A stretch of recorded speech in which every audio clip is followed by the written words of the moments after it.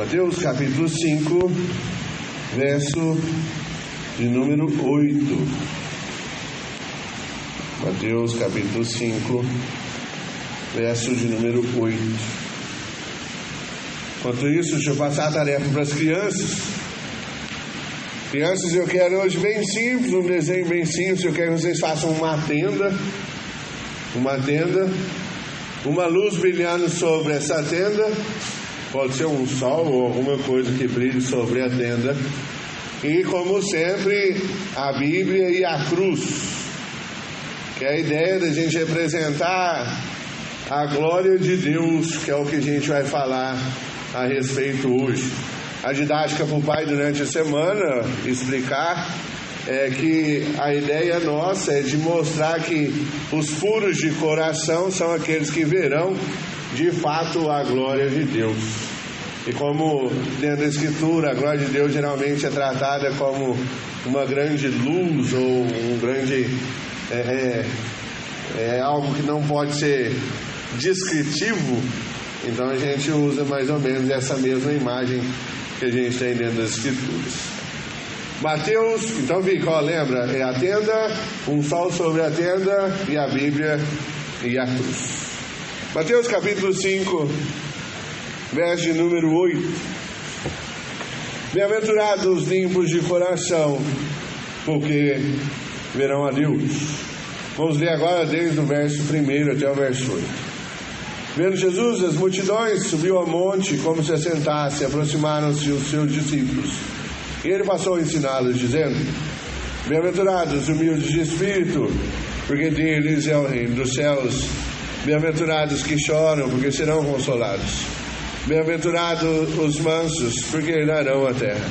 Bem-aventurados que têm fome e sede de justiça, porque serão fartos. Bem-aventurados misericordiosos, porque alcançarão a misericórdia. Bem-aventurados os limpos de coração, porque verão a Deus. Hoje nós vamos tratar, hoje é o último sermão número 3, nesse mesmo texto, sobre o que é ser de fato puro de coração.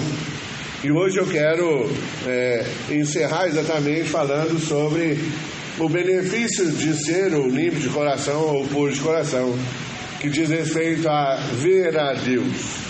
Lembrando que, se você tem acompanhado aqui, a gente está vendo que Mateus está escrevendo o livro apresentando o reino de Deus para os judeus. Claro que ele não fala reino de Deus, porque dentro do judaísmo era proibido falar o nome de Deus mais que uma certa quantidade de vezes durante sua vida. Então ele está apresentando o reino dos céus para o povo. E ele está falando, o Messias chegou, e o Messias, ele é descendente de Davi, capítulo 1 de Mateus, ele vem dos céus, e ele é o próprio Deus, capítulo 2, por isso os anjos proclamam nas alturas, glória a Deus e paz na terra entre os homens a quem ele quer bem. E agora aqui no capítulo 5, ele traz exatamente o que seria a característica dos moradores do céu. A característica de todos aqueles que são, de fato, crentes. Ou a característica minha e sua. Uma vez que a graça de Deus atinge a minha e a sua vida, e nós somos transformados, e você temos que ter todas essas características. Ah, posso ter só uma? Não. Ou tem todas, ou não tem nenhuma. Ah, eu posso comprar certas características? Eu posso comprar um curso de como ser pacificador, de como ser manso, de como limpar corações? Ou tem alvejante que limpa corações em total eficiência? E a resposta é não. Essas características, elas são espirituais, de uma maneira que elas acontecem quando o próprio Deus atua em favor dos seus. Então é simples, se você foi atingido pela graça, todas essas características estão em você. Lembrando que quando ele trata aqui no verso número 8, ele fala, bem-aventurados então aqueles que são puros de coração, limpos de coração. Porque a gente falou nos últimos 2 domingos, nos últimos 2 sermãos, que o limpo de coração e o puro de coração diz respeito a todo o seu ser, a completude do seu ser. Lembrando que o coração nas Escrituras representa exatamente todo o seu entendimento, toda a sua força, a sua vontade, o seu pensamento, as suas atitudes. Então quando ele fala bem-aventurado aqueles que não têm o seu coração sujo, eles vão ver a Deus. E essa é a palavra aqui. A palavra no grego diz respeito a um processo que era usado para a purificação do ouro. Que quando você batia lá e pegava a rocha de ouro vem com outros minerais juntos. E para isso é necessário que o ouro seja refinado. Para ser refinado, ou sem mistura, é necessário aquecer aquela rocha em altas temperaturas. E esse processo, então, depois que ele é feito, o ouro sai limpo e sem mistura. Puro de coração diz respeito a exatamente isso.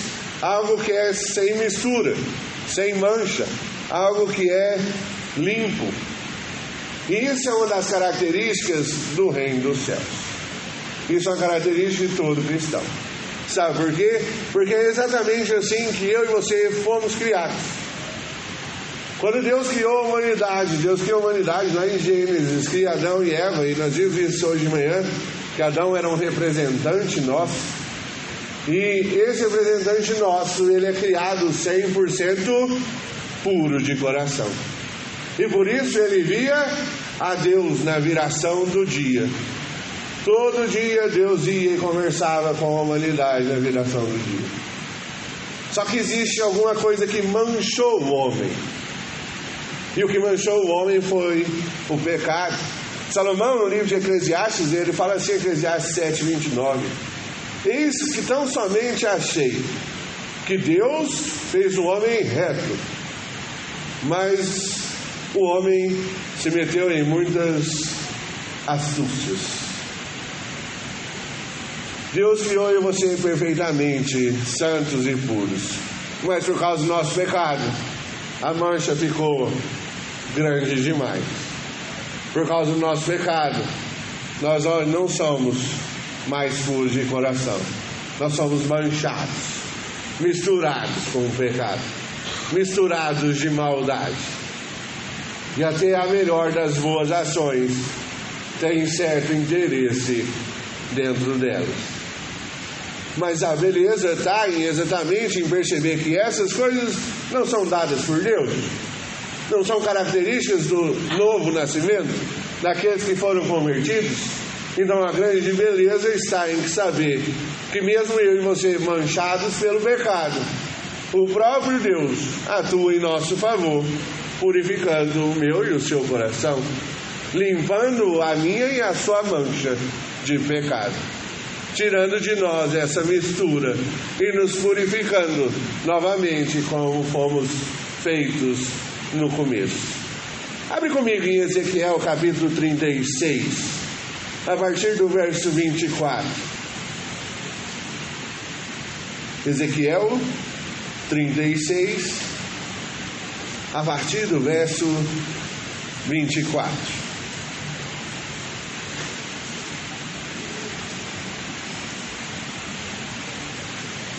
Ezequiel 36, a partir do verso 24. Diz assim: tomar-vos-ei de entre as nações, e vos congregarei de todos os países, e vos trarei para a vossa terra. Então aspergirei água pura sobre vós, e ficarei purificados de todas as vossas imundícias e de todos os vossos ídolos, vos purificarei. O próprio Deus está te purificado. Verso 26 agora, ó. Ele então dar-vos-ei um coração novo, e porei dentro de vós um espírito novo, e tirarei de vós o coração de pedra, e vos darei um coração de carne. Porei dentro de vós o meu espírito, e farei com que andes nos meus estatutos, guarde os meus juízos e os observe. E habitareis na terra que eu dei aos vossos pais, e vós sereis o meu povo, e eu serei o vosso Deus. Livrar-vos-ei de todas as vossas imundícies. Está vendo quem vai fazer o processo de purificação? É o próprio Deus. Na conversão, Deus tira de você todas as misturas, todos os ídolos, todas as paixões mundanas. Um coração puro aqui, ou um coração limpo, é um coração que ele é 100% devotado a Deus. Ele não é dividido com as coisas do mundo. Ele é um coração que ele é voltado para adorar o Senhor o tempo inteiro. Salmo 24, verso 3 e verso 4, o salmista faz a pergunta: quem subirá ao monte do Senhor? Quem há de permanecer no santo lugar? E ele responde, verso 4, falando assim: aquele que é limpo de mãos e puro de coração, aquele que não entrega a sua alma à falsidade e nem jura dolosamente. Salmo de número 15 faz uma repetição exatamente parecida do Salmo 24, quando ele pergunta: Senhor, quem entrará no tabernáculo? Quem há de morar no teu santo monte? E aí ele responde falando: o que vive com integridade, pratica a justiça, e de coração fala a verdade, o que não difama com a sua língua, que não faz mal ao próximo, não lança injúria contra o seu vizinho, o que os seus olhos têm por desprezível ao réprobo, mas honra aos que temem ao Senhor, o que jura com dano próprio e não se retrata, o que não empresta o seu dinheiro com usura, nem aceita suborno contra o inocente. Quem desse modo procede, jamais será abalado. Quer saber quem entra no reino dos céus? Aqueles que não são pecadores. É assim, no céu entra o pecado? Não. Então o pecador também não entra. Só entra quem? Puros de coração. E quem são os puros de coração? Aqueles que não cometem pecado. Mas quando eu e você olhamos para a nossa vida, nós somos esses. Eu e você pensamos maldades. Basta dirigir no trânsito. Basta ir na Ministro João Alberto, na hora que os caminhões fecham os cruzamentos, que a maldade vem na sua mente, não vem? Vem, certeza que vem. A Escritura diz: não há homem um justo, não há um que faça o bem e não peque. Todos nós somos pecadores. Em momento ou outro caem, se o nosso coração não é puro. Quem tem que purificar os nossos corações é o próprio Deus. E é Deus que converte os nossos corações. É Deus que tira de nós os nossos ídolos, os nossos deuses. É Deus que vai mostrando para nós o que de fato é verdadeiro. O próprio Jesus, aqui no Sermão do Monte, mais para frente, Mateus capítulo 6, verso 21, vai falar que onde está o teu tesouro, aí está o teu coração. E diz respeito às coisas que você mais se aplica na sua vida, ali está o seu coração. E aí você vai ver que você tem vários ídolos e o seu coração está dividido entre Deus e as coisas do mundo. Seu coração está dividido entre o status, o poder, o sucesso, a fama, a beleza, o ser conhecido ou ter likes. Ou largar tudo isso e viver para a glória de Deus. Seu coração está dividido, e um coração dividido não entra no reino dos céus. Coração limpo é 100% limpo, é sem mistura. Não posso ter 99% crente e 1% não crente. Não tem como. A Escritura é bem clara: ou é 100% limpo, ou fica de fora do reino dos céus. Isso não é negociável. O puro de coração só tem olhos para Deus. E a ideia do olho aqui diz respeito à meta, o objetivo. Significa que a minha vida e a sua vida, o foco na nossa vida tem que estar em glorificar a Deus, em enxergar a Cristo e glorificar a Cristo, e que o maior desejo do cristão tem que ser estar perto de Cristo, é ter intimidade com Deus, é de querer exatamente isso aqui, contemplar a Deus e ver a glória de Deus. Esse deveria ser o maior anseio de cada um de nós. Fala, você quer ficar milionário ou ver a glória de Deus? Eu quero ver a glória de Deus. Essa é a ideia. Pega o próprio Moisés. Lembra que Moisés lá no Egito, ele abandona viver na corte do faraó para ir sofrer com o seu povo. E lá no capítulo 33, verso 17 em diante, ele fala: Deus, deixa eu ver a tua glória. Deixa eu ver a tua glória. Ele abandona a riqueza, porque ele quer Deus, ele não quer as riquezas. Ser puro de coração implica em ter essa intimidade com Deus. E só esses que têm intimidade com Deus é que vão de fato contemplar a glória do Senhor. O benefício daqueles que são puros de coração é ver o próprio Deus. Fala, pastor, mas isso é muito difícil. Não existe isso. Existe, irmãos. Moisés vê a Deus. João Batista vê a Deus. O apóstolo João vê a Deus e a sua glória. E são seres humanos pecadores como eu e você. E eles viram a Deus. E eu e você temos essa possibilidade, sim, desde que o nosso coração anseie por Deus e busque a Deus e queira a Deus mais que todas as outras coisas. Você não vai ver a Deus se você não consegue passar tempo em leitura bíblica, em oração.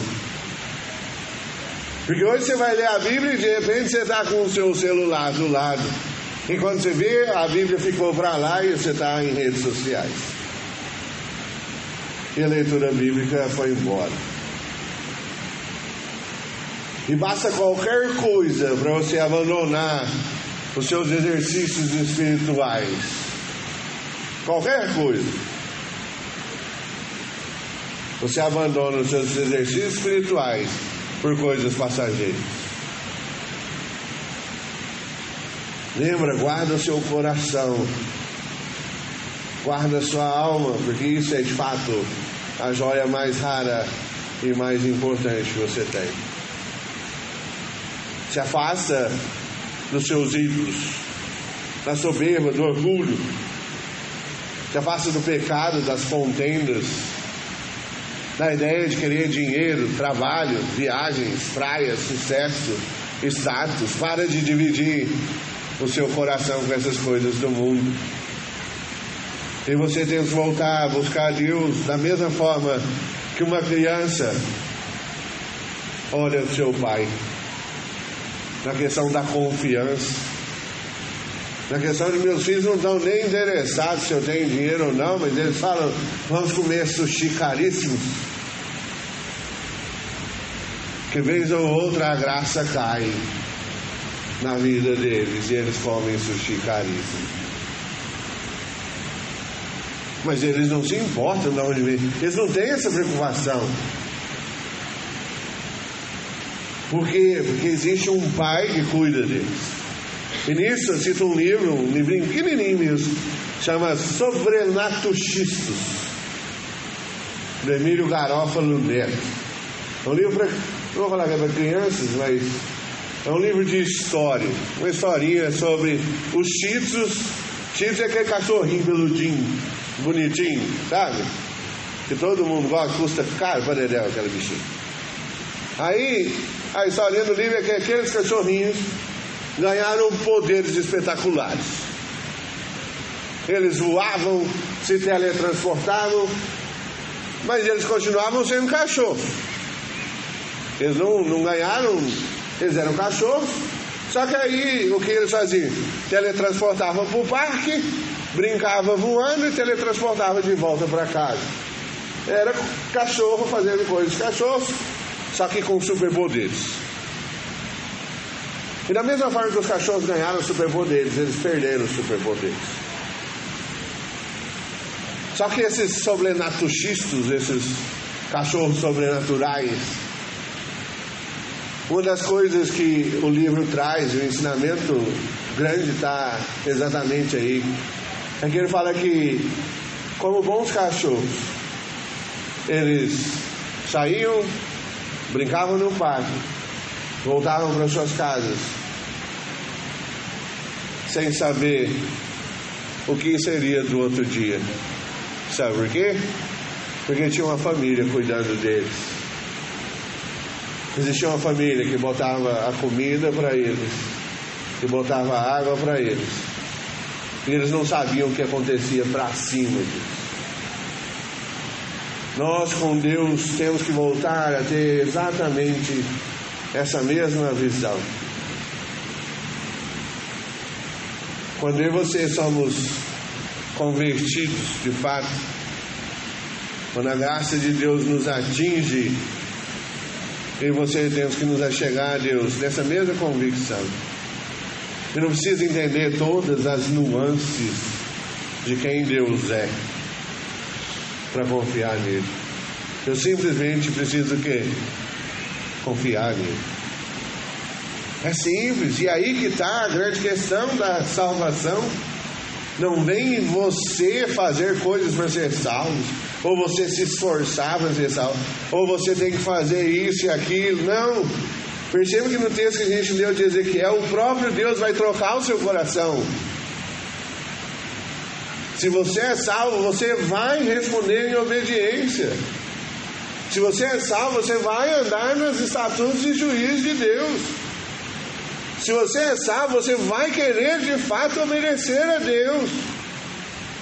E você faz isso como um ato de gratidão. Por quê? Porque você ganhou o maior de todos os presentes, que é a salvação. E no melhor, o benefício final é que, além disso, existe a possibilidade de você o quê? Contemplar a glória de Deus. Moisés faz isso no Êxodo capítulo 33. Ele fala: Deus, mostra essa glória. E logo depois, capítulo 34, verso 5, Deus fala: eu vou passar então. E põe ele na fenda da rocha e passa. E diz que logo depois que ele passa, Moisés se prostra e adora. Verso 5, capítulo 34 diz. E assim que Moisés desce do monte, os outros não conseguem olhar para ele, porque o rosto dele está o quê? Radiante, está brilhando. Tamanha é a glória de Deus. João Batista, lá em João capítulo 29, quando Jesus vem, ele fala: eis aí o Cordeiro de Deus que tira o pecado do mundo. Mas um pouco antes, o povo pergunta para ele: você é Elias? Ele fala: não. Você é o Messias? Ele fala: não, eu sou um mero mensageiro. Vem alguém aí que é muito mais grandioso e eu não sou nem digno de desatar as correias das sandálias desse que vem. E quando Jesus aparece, ele fala assim: esse aí é quem você esperava. Você vê que ele não buscava a glória para si, não, ele aponta para Cristo, ele aponta para o Cordeiro. Você vê que o coração de João Batista não está em querer ser famoso como o profeta da hora. Não, ele está apontando para aquele de fato que tem toda a solução dos problemas. E esse é Jesus Cristo. Você tem dificuldades, você tem problemas, você tem pipoco no seu casamento, com os filhos, tá, tem mesmo. Mas a solução dos seus problemas continua sendo Jesus Cristo. E mesmo em meio às dificuldades, Jesus Cristo está lá. Essa é a beleza de pertencer à família ou à igreja de Cristo. Abre lá em Apocalipse capítulo 1, verso 13.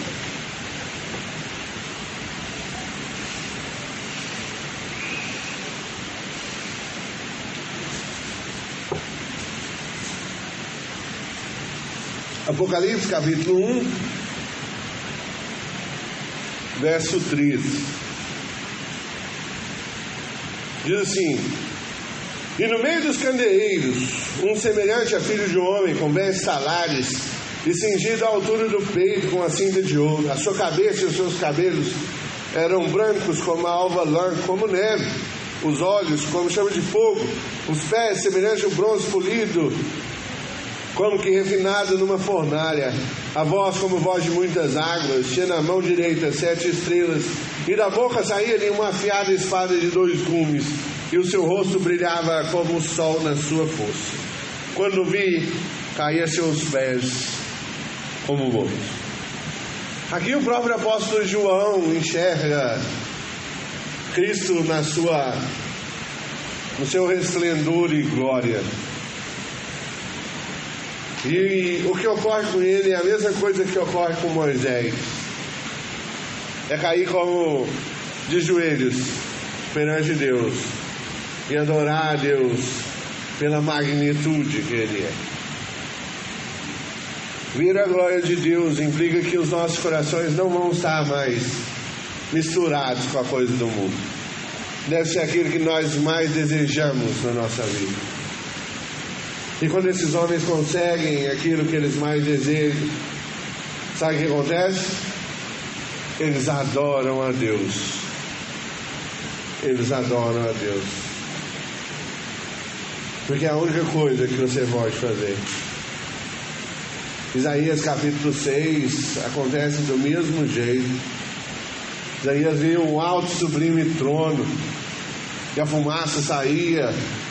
Então depois a gente vê ele falando: eu sou um homem impuro, de lábios impuros, que vive no meio de um povo de impuro. Ai de mim. Então vem o anjo e toca com a tenaz na boca dele, para os seus pecados são purificados. Vai e fala e espalha o Evangelho. Eu e você, e aqui caminhando já para o nosso fim, eu e você precisamos de fato enxergar esse benefício de contemplar a glória de Deus. Talvez você não veja a sarça queimando, talvez você não veja as teofanias ou o próprio Cristo descendo na sua frente, ou como o relato que a gente leu em Apocalipse aqui de Jesus. Mas o que aguarda para cada crente é ver a Deus de fato no reino dos céus. E para isso é necessário que o seu coração seja purificado. Como é que isso ocorre? Termino com o último texto, 2 Coríntios capítulo 3, verso 18. 2 Coríntios capítulo 3, verso 18. Diz assim: e todos nós, com o rosto desvendado, contemplando como por espelho a glória do Senhor, somos agora transformados de glória em glória, na sua própria imagem, como pelo Senhor, o Espírito. A ideia aqui é um progresso que vai acontecendo. É um sistema progressivo na sua vida. Eu e você somos atingidos pela graça. E a partir daí, existe um progresso na minha e na sua vida, rumo ao conhecimento pleno de Deus. À medida que você vai se separando do mundo, se afastando das misturas, Deus vai se manifestando cada vez mais de você. Quanto mais você se aproxima de Deus, mais o mundo se afasta de você. É um processo. Por isso que a gente vê de fato pessoas que têm 30, 50 anos de igreja e que não sabem absolutamente nada de Bíblia e não conhecem nada de Cristo e não conhecem nada de Deus. E não são convertidos, mas são 30, 50 anos de igreja. Por quê?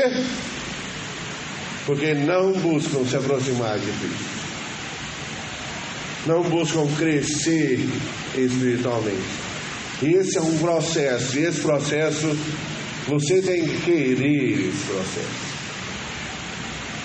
Não adianta vir só no domingo. Não adianta só dar o seu dízimo.